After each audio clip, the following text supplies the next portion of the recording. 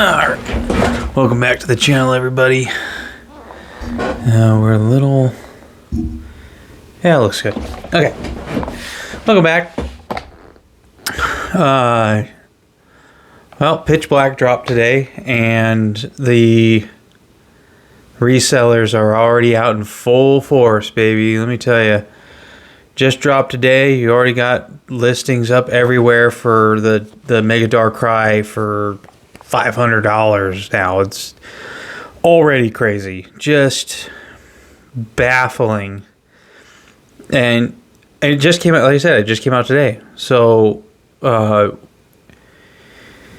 you know, what are we doing? What's going on? And the Facebook Marketplace now is just flooded with Pitch Black ETBs for $80, and it's like, oh wow, we don't know that you just, tell me you just picked these up from Best Buy without telling me you just picked these up from Best Buy. You damn scalpers are getting on my nerves, dude, and the prices are just outrageous. You want to tell me how the top hit in the set? Okay, just make it make sense, all right? Because in the top 10 cards right now, as of today, like I said, it just came out today. So, I mean, like, who's even making up these prices? But in the top 10 cards, the 10th card is worth about $20. The top card, which is the Darkrai, is like 400 and something, or it's 395. Okay, who's coming up with these prices? And who's paying them already? I mean, holy crap, dude.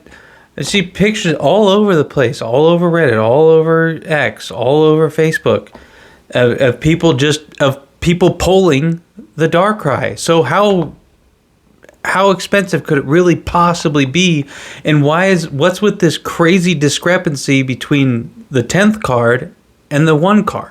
Just make it make sense, right? Make it make sense. A friend of mine messaged me this morning about 8 o'clock, and he goes, dude, there is a line of people around the block to get into Best Buy. He's like, what is going on?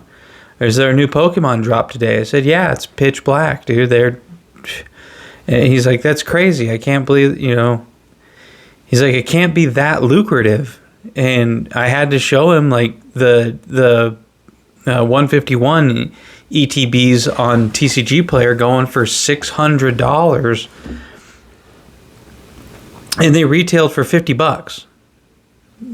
But it's just, but it was crazy to me is seeing, like I said, just came out today, and every other listing on Facebook Marketplace within 100 miles of me is Pitch Black ETBs or Darkrai. So that tells me that, like, everybody seemed to have gotten their hands on them. And the people that did rip the packs got the card. So why is it worth, or why are people selling it for $400? Make it make sense. I just can't believe the hype that is around this hobby right now, that is making for this kind of like mania, right? And that's what it is. It's so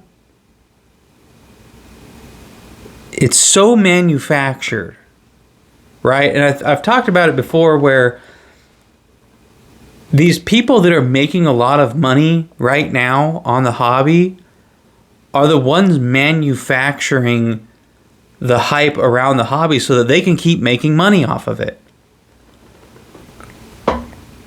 And I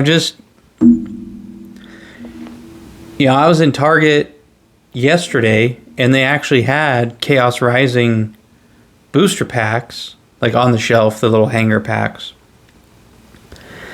And I grabbed 4 of them, and they had a lot. I mean, they probably had 100, maybe. So I grabbed 4. And I get up to register. Oh, you can only buy 2.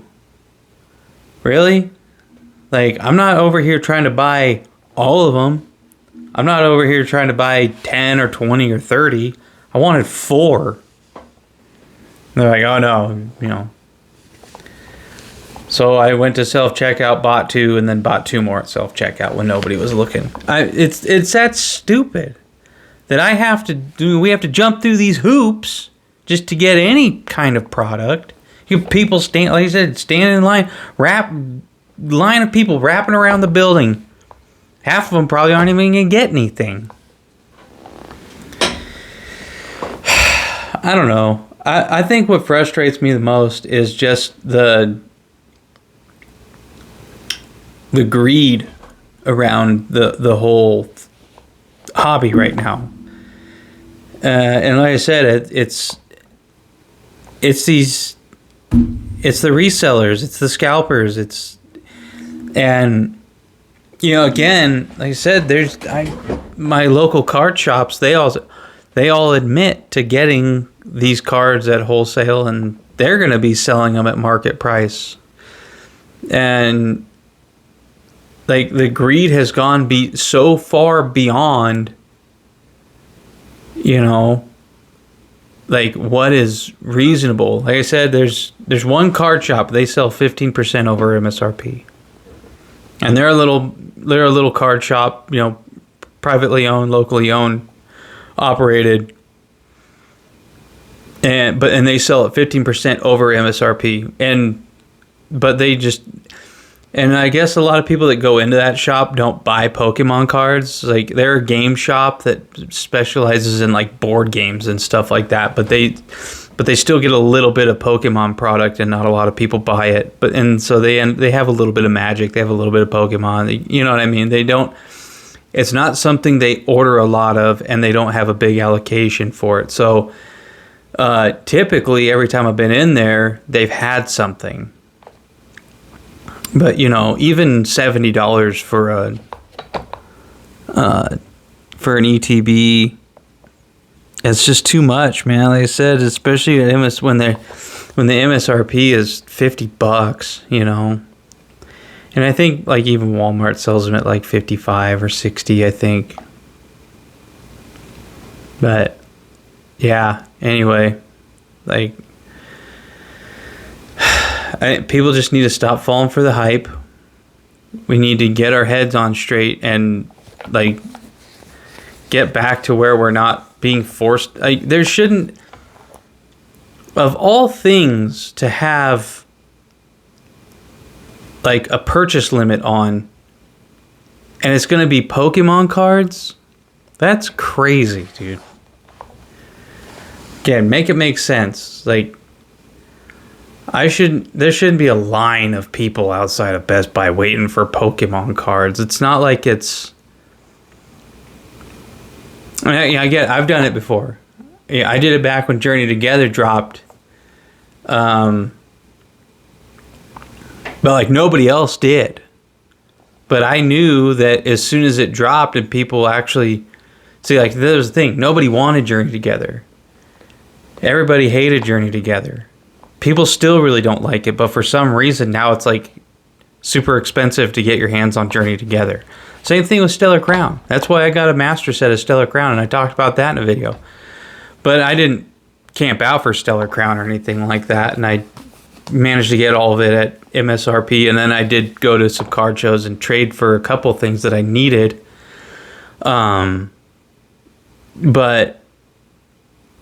But yeah, for Journey Together, I knew as soon as it dropped that all of a sudden everybody was going to want it. And so and GameStop hadn't jacked up their prices yet on everything. And so I went and I camped out, and there was like 3 other people there.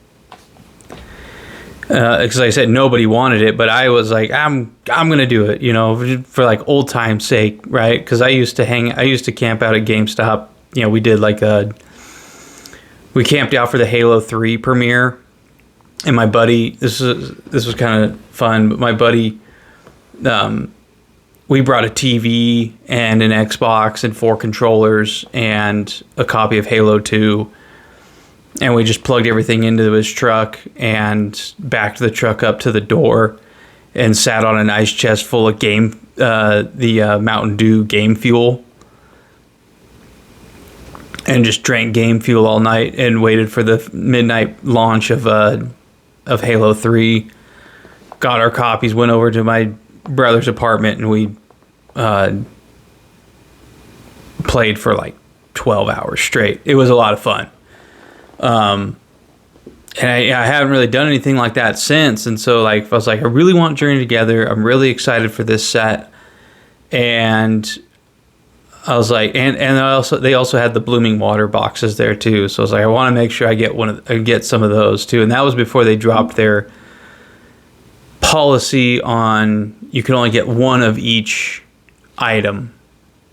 And so I got 2 Blooming Waters. I got 2 Journey Together ETBs. I got 2 of the booster boxes or booster bundles. They didn't have booster boxes for some reason. And then my buddy was there, and he got 2 of everything too. So, but yeah. So again, like I said, it was kind of like a nostalgic thing to do, and it was a lot of fun. And but I did it for the fun aspect of it, not because I was like, oh my gosh, I need to get this so that I can be the first person to resell it, you know? Like, nah, I hate that, dude. I hate, and the people that are like that, those are the kind of people we need to gatekeep against, and I've talked about that before too. Anyway, those are just my thoughts. Let me know yours in the comments below. Make sure you like and subscribe, and we'll see you in the next video. Have a good night.